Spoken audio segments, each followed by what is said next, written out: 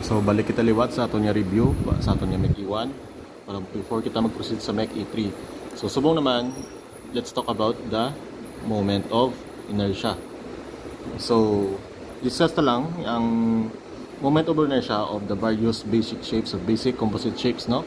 And first, we have the rectangular shape with the base here and height nga diri, which is ang yang centroidal axis is gaak sa tunga, di ba? Which is ano ganito? 1 half sang B, 1 half sang B, 1 half sang H. Tsakta. Oh. Ang moment of inertia with respect to x-axis sa muni nga B nga shape is given by BH cube over 12. Kung sulion mo siya with respect to y-axis, ang B yan naman amo na maging thirds. So HB cube over 12. Tandaan nyo perme kung ano ang perpendicular nga dimension, amo na ang gina cube kung giagaan ka mo sang rectangular nga shape. Okay? So basic to lang ang explanation na. Oh, para masaulon nyo diyon. Mas better nga saulon nyo ni ang muni nga mga formula. Okay, amo ni nga mga equations amon ang kadalasan nyo makita sa MEC E3. Next, sa triangle naman with the dimension B times H kang iya nga centroid is gatong gaak diri, di ba? So BH cube over 12 with the moment of inertia with respect to x-axis amula na BH cube over 12. Kung sulion mo naman, kung with respect to y-axis naman, amo si gapon HB cube over 36.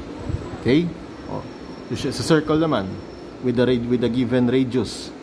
Oh. Amo niya to niya centroidal axis, di ba? Oh. Ang moment of inertia niya sa x is equals lang sa moment of inertia with respect to y-axis. Di ba?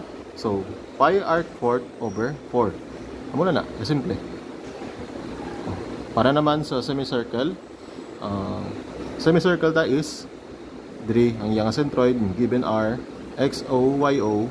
Ang iyang moment of inertia with respect to x-axis is given by amo ni nga formula 0.11 r fourths kag iy niya nga pi r fourths over 8. Kung sulion mo naman, siyempre amo ni yan nga x-axis, di ba? Amo ni nga y-axis, di ba?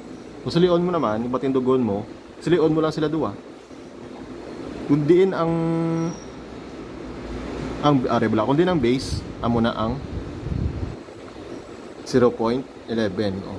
Amo yung parallel niya, di ba? 0.11. Parallel niya naman 0.11. Ayos. Oh, prapos lang. Solo niya na lang. Yung formulas nga ni. And sa quarter circle or hari, the moment of inertia with respect to x-axis and y-axis is equals lang sa 0.055 r4. Ang value nga ni is alin isa sa integration, pero hindi tala pag-discuss ang integration tama na nakadip na ang integration using paano makuha ang moment of inertia using integration. Sa ellipse naman diri the same lang. Oh. The moment of inertia with respect to x-axis ari lang, given niya naman kaya given niya man na. Okay? So introduce naman ang moment of inertia about using the transfer formula or transfer moment formula. So the moment of, para makuha ang moment of inertia sa x-axis is the moment of inertia of that section plus the area times the distance with respect to x-axis. Mas namin na karon kung mayara kita nga example. So karon dito lang ipakuan. Karon mas namin karon kung may example para magsindihan to din. Okay? Mula na.